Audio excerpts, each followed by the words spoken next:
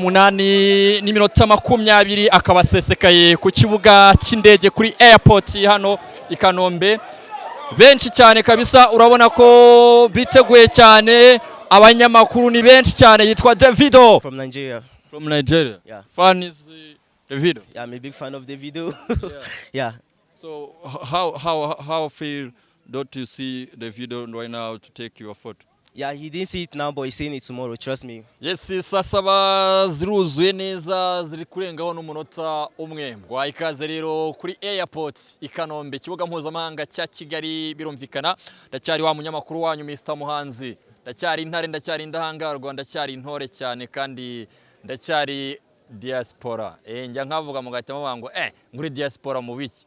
None yo nongeyemo ngo of course ndi na diaspora, ndi umusore ukunda Imana, igihugu ndetse n'abagituye. Nkakunda cyane mudukunda ndetse mukanadukurikira umunsi kundi. Narakubwiye ngo buri nkuru igira uyivuga, byanga bikunda ya Davido nayo ngomba kuyikubwira. Nyinshi nakubwiye za Kitoko, mubwira za Roskana, mubwira n'izabandi zitandukanye. Navuye no ku rukiko kubwira za Jihad. Uyu munsi wa none ndi kuri airport i Kanombe kugira ngo ubwire ngo ya Davido ubwo agiye kuza gutwika Kigali. Nkubwira ko igitaramo yajemo cyangwa se agiye kuzamo cyangwa azakora ejo cyangwa se n'ubundi already umunsi twamaje kugeramo itariki 5. Ubu tuvugana turi itariki 5 z'ukwezi kwa gatanu z'ukwezi kwa 12 2025, ariko kubera ko turacyari ninjoro, ni saa 7 z'ijoro zirenzeho iminota mike cyane, iminota 2. So rero ngera hano nahageze ku isaha y'isa 5:45 kuko bari batubwiye ko isaha y'isa 7 Davido araba ahasesekaye. Ariko already n'ubundi nkuko uri kubibona hano inyuma, abanyamakuru bamaje kuba babaye tayari, ndetse na timu igomba kumwakira nayo yamaje kuba ihagera. Imodoka ziramutwara za hoteli Pinasha Kigali Hotel nazo namaje kuba nzibona, imodoka z'ibikoko zimeze neza kabisa. Nabonye imodoka zimeze neza, ndavuga ariko zinazo ziba mu Rwanda. So rero nkiri naho ariko ngiye kuvanga akantu gatoya kubera ko hari ibyo nari mbonye umujene waciye kuri ikibuga nawe yigira hariya mu Bubiligi, nawe mbonye posting ibiboro niba bayiki sinzi akabajene bajya imahanga. Mwana mwagiye mwigumira i Kigali ko haryoshye mwana. Witwa Waboy we rwose mbonye amaje gupostinga post y'agahinda n'amarira ari no kurira. Ubundi bajya bavanga amarira y'umugabo ngatemba ajya mu nda. Niba The Ben yarabatinyuye mukamusiga yatemba ajya hanze, simbizi yasiga yatemba ajya. So Waboy rero nakubwira ko rwose post y'agahinda aravuze ngo kubera wenda kuvukira kure y'iterambere hari igihe mpa urukundo abantu nkaryima imbwa. Nkaryima imbwa. Zebra Switch barimo aragira ngo yahoze ari umwarimu wigisha ikinyarwanda. Ngo nkaryima imbwa, kandi burya imbwa ntiyakugambanira. Reka mbabwire nta muntu n'umwe wanyumva, ariko byose byapfiriye mu gutanga umutima wanjye. Ibihe bizacaho haze ibindi, kandi ibyiza kandi ni byiza. Mwana wanjye cyangwa muntu wanjye aheza ni mu ijuru. Ahita ashyiraho agatima ubona ko kamanyaguritse. Ugahita wibaza ngo wari zagwira Florien none ryamugwiriye ni irihe? Ko yavuye mu Rwanda ryamugwiriye twararibonye rino mu rubanza. Ubwo hasa mu Bubiligi nahatabuze irindi rimugwiriye cyane ko ese anidekara avuga ati mwakire namba nshya. Mbo reka dusimbuke iyo page. Njya nkubwira ngo ubuzima ni igitabo, kandi ubuzima niba ari igitabo, buri gitabo kigira page. Ubu ndi kuri page ya Davido. Davido aje gukora iki mu Rwanda? Ni 5 tour cyangwa se 5 live tour, arimo n'ubundi kuzenguruka hirya no hino mu bihugu bitandukanye. Uyu ni Davido rero, umwe mu bantu bakomeye cyane, kubera ko nujya gusura imbuga nkoranyambaga ze zose ziri active ku rwego ruhambaye cyane, ndetse anakunzwe ku rwego navuga ko rurenze no kuba international. Ushobora no gusanga no mu ijuru bamufana. Anyimara gupostinga ko azazana i Kigali, hari abantu benshi cyane bo muri media showbiz n'abandi batandukanye batangiye kuvuga ngo ngo ndamukunda, ngo mbwira ngo nzinjiramo gute, mujya kugura amatike, kibazo yarashize, mwaratinze. Mwaratinze. So rero arimo aramamaza album ye, ngira ngo avuye muri niba ari Beijing. Reka ndebe gato ya post yaherukaga gukora Davido, umujene wa hariya Nigeria. Mujene hariya Nigeria hariya, reka turebe itariki 5 yagombaga kuba ari hano i Kigali. Nibyo naho itariki ya 29 z'ukwezi kwa 10 bisobanuye ko yarari ahitwa Costa simbabeshya hasi impazi. Iki gihugu yararimo rwose sinkizi pe. Gusa urabona ko afite liste y'ibihugu byinshi cyane azakomeza azengurukamo. So rero akaba azataramira ku munsi w'ejo kwa gatanu muri BK Arena, akazaba ari kumwe n'abahanzi batandukanye. Nabonye imwe muri company n'ubundi isanzwe itegura ibitaramo bikomeye cyane hano mu Rwanda. Reka mbarebere neza kugira ngo mbatemo ntuza yuzuye, yitwa Intore Entertainment Limited. Umusaza big up to you kabisa Bruce Intore. Afite abahanzi rero, uwitwa Riderman, uwitwa Zuba Mutesi, uwitwa DJ Alisha, uwitwa Juno Kizigenza, uwitwa Logan Joe, ndetse na Kitoko, uwitwa DJ Mahano, Aria Ways. Ese Aria Ways mwamenyera yavuye muri Kenya ko nigeze hako mwana kuki ubutatubwira ngo nawe tuze tukwakire mwana. Kibazo cyanyu namwe mugenda bwihishwa mukaza bwihishwa, mwagiye mumenya kwibranding. Aria Ways ko wize umuziki ukabize marketing, kubera icyo ubutatubwira ati tuze tugutwikire tukwakire. Wese ubu turaye hano twakira umunyamahanga, umunyarwandakazi niwe tutaza kwakira. So witwa Kitoko nawe biteganyijwe rero ko azaza guperforminga muri iki gitaramo cya Davido. Bisobanuye ko ejo ni umunsi wo gutangira, noneho ukarya Noheli ukarya bonane muri music nyarwanda, muri showbiz ivuye hano mu Rwanda ikabana international. Umunsi nanone ni igitaramo kiganjemo ni generation, urebye nka ba Aria Ways, ba Juno Kizigenza, ba Logan Joe, n'abantu wenda nakubwira ko batarambye cyane kubera ko bose nta numwe wari warenze imyaka 5 ari muri industry nyarwanda niba mbyibuka neza. Ariko kandi nanone DJ Mahano we arakuze kabisa. So rero witwa DJ Toxic nawe igitaramo n'umwe mu bantu abonye uri connected cyane aba diaspora. Niba roka afite wenda n'agasura nako gasa n'akaba diaspora rwose, ubona ko ari umujeno uba umeze neza. So ndi hano kuri airport, birumvikana ntegereje ko Davido asohoka nkamubona, ubundi nkabibwira abanyarwanda nkababwira ntaraje ejo none amafaranga yanyu mwishyuye cyane ko BK Arena yamaje kuba sold out. Ibitaramo rwose ukeneye itike byakugora kugira ngo uyibone, byaba bigoranye cyane, kireka wenda kuba waba uri umunyamakuru ukazaba wakinjira nk'umunyamakuru, ariko kuba uri umufana uvuga ngo urajya kugura itike byagorana. So ncishemo rero amaso hano ku kibuga cy'indege, namaje kubona benshi mu bamukunda abafana, namaje gufata amakuru cyane ko hari abanyeshuri benshi b'abanyamahanga biga hano mu Rwanda muri university. Benshi namaje kuba mbabona, hari na bamwe nacishemo ije turaganira numva bafite n'indabyo, ubona ko rwose bari tayari kumwakira. Abajene ubona ko biteguye cyane. Nakubwira ko Davido bro, niba umuntu akurikirwa n'abarenga miliyoni 31 kuri Instagram, ni ikimenyetso kigaragaza ko umuntu atari umuntu wo gupfa kuvuga gutyo nyine ngo yaje ngo kandi urumva.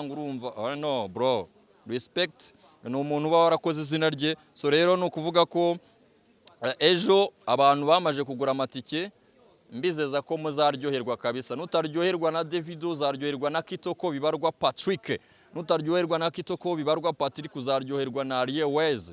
Aria Ways ni umwe mu bahanga cyane muri live buriya. So rero nutaryoherwa nuwo hazaza Logan Joe agakubitemo za boro zo ziba zigenda gutya.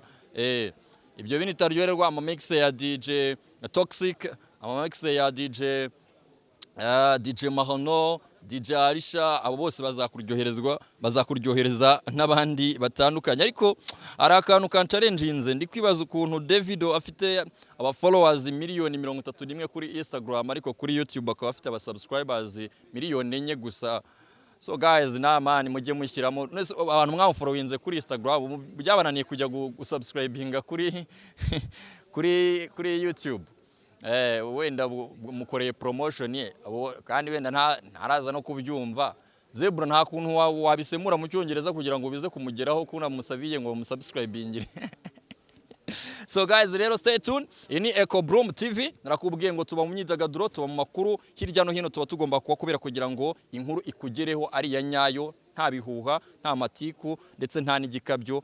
ibyo nibyo biranga umunyamakuru wanyu Mr Muhanzi. Narahubwiye ngo buri nkuru igira uyivuga, tegereza ubundi nkwereke uburyo Davido arasohoka, uburyo arakirwa, uburyo arayerekezwa kuri hoteli, and then ibindi birakomeza kugenda bikugeraho update. Ndagushimira cyane wowe wakoze subscribe, ukomeza ubane nanjye kuri TikTok, abaringi mu 24 bamaje kunyizera barafollowinga, kuri Instagram naho barahari cyane, namwe mwafollowinze nako mwasubscribinze hano kuri YouTube, ndabashimira cyane. Ariko namwe kuri X, muryango w'aba X ngo yahoze yitwa Twitter, umujene amaje kuyigura avuga ati amafaranga yanjye ntago nagura ikintu kingana gutya ntanga miliyoni ngo nindanya singire n'akantu mpindura, ahita hindura izina avuga ati oya, wasanga ari nk'umuyegisi buriya wari waramubabaje agahita abajere none baraza kuvuga ati ibyo byo wabikuyesha. Abantu bari kuri X nabo mu following nitwa Mr Muhanzi, umunyamakuru wanyu. Hanyuma akunata ubundi kujya batajya bakubona bite byawe. Natani n'umwe mu bantu ngo mudira cyane, ngo ufite ngo amadiri menshi cyane, ngo muri Kigali ngo nta muhanzi ngo batagomba kumenya ngo uburyo yaje, ngo nahazaririmbira nahazarara n'umukobwa bazaba bari kumwe ngo ababizi, ngo kandi si ukubimenya gusa ngo abafitemo n'akantu k'akadiri. Waje ukabivuga, urakoze cyane. So guys, rero mukomeze mubane nanjye, hanyuma ibindi byose ndaza kubibabwira nyuma mumaje kureba uko Davido yaje, natwemera no kutuganiriza, ubwo turaganira.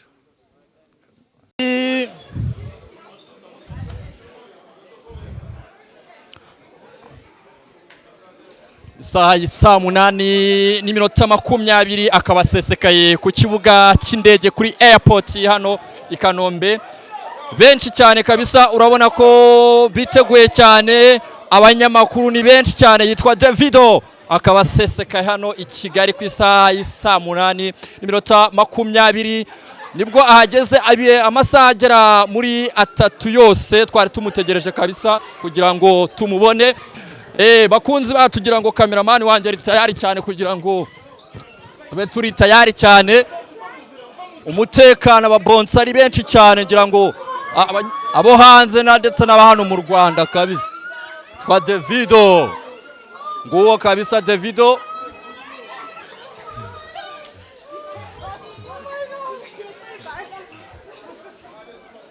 yitwa Davido kabisa, mukavuyo kenshi cyane kabisa, mukavuyo kenshi cyane kabisa, mukavuyo kenshi cyane kabisa.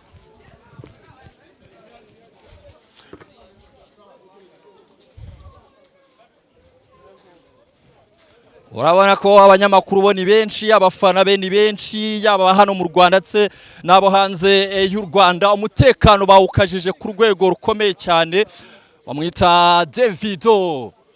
Imodoka z'ibikoko nziza cyane zateguwe na The Punch Kigali. Abana barimo baramucungira umutekano ukomeye cyane. Imodoka nziza, imodoka agiye murayibona ngiyo bayita, iyo niyo modoka rero Davido agiye kuba agendamo, ngira ngo murimo murayibona kabisa, imodoka y'igikoko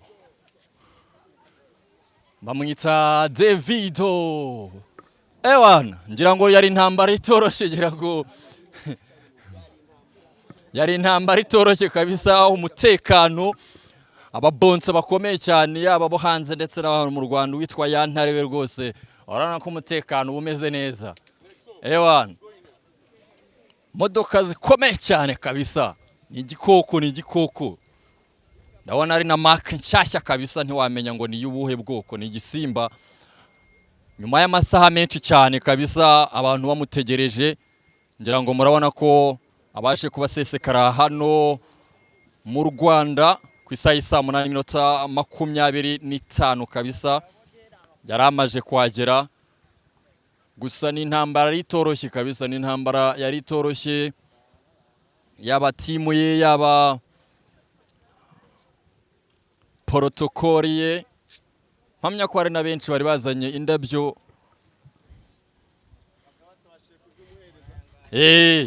Hari abamama benshi namaje kuba mbona hano, biragoranye cyane kugira ngo ugere kuri uyu muntu. umuntu ukurikirwa n'amamiliyoni menshi cyane ntago ari ibintu biba byoroshye. Arakifatira video nawe ubwe arimo arinjoyinga uburyo itangazamakuru ryabashije kuza kumwakira. Abantu yitwa Davido, ngira ngo cameraman wanjye arimo aragerageza uburyo bwose kugira ngo ufate ishusho mubi cyane. Hano arababwira ati nyabunika hano ntago bikunda, ati hano ntago bikunda, ati mwafashe Rosikana mufata Kitoko mufata nde nandi, atariko hano biragoye cyane, ati biragoye cyane kabisa.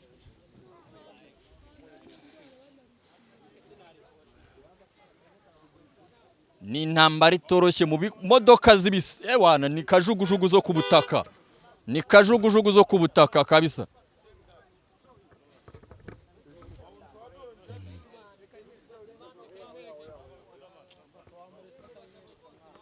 Ngira ngo hari n'umujene kabisa, ngira ngo hari no mu gihugu kiwabo nawe wari wamushushanyije. Ndabona bigoranye kugira ngo abashe kwa accessinga kugira ngo amuhereze ifoto ye.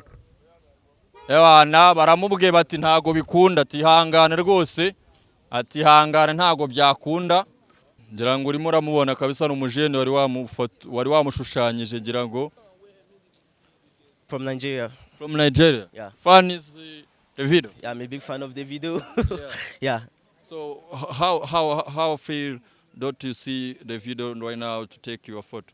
Yeah, he didn't see it now, but he's seeing it tomorrow. Trust me. We are getting this sign tomorrow. Yeah. Trust me. Yeah, thank you. So rero ngira ngo ni umwe mu bafana be bamushushanyije n'ubundi wo mu gihugu kiwabo cyo muri Nigeria. Yabashiye kumushushanya ariko biragoranye cyane kugira ngo amaccessinge cyangwa se amugezeho igishushanyo cye. Ngira ngo n'ubundi byadufasha igihe kinini. Nge nageze hano isaha 5:45 hano kuri airport ntegereje, kuko kuri Orele cyase kuri gahunda bari baduhaye ubundi isaha 7 cyangwa 6 n'igice yagomba kuba yasesekaye. Saa 8 igera kuri 21 cyangwa 20 nibwo ahasesekaye. Abanyamutekano we nibo babanje kuhagera, team protocol n'ubundi yari kumwakira ndetse n'imodoka zari kumutwara zibashiye kumutambikana neza cyangwa se kumutambikana. Ngira ngo bahita mwumva mu yindi nyito itari fresh.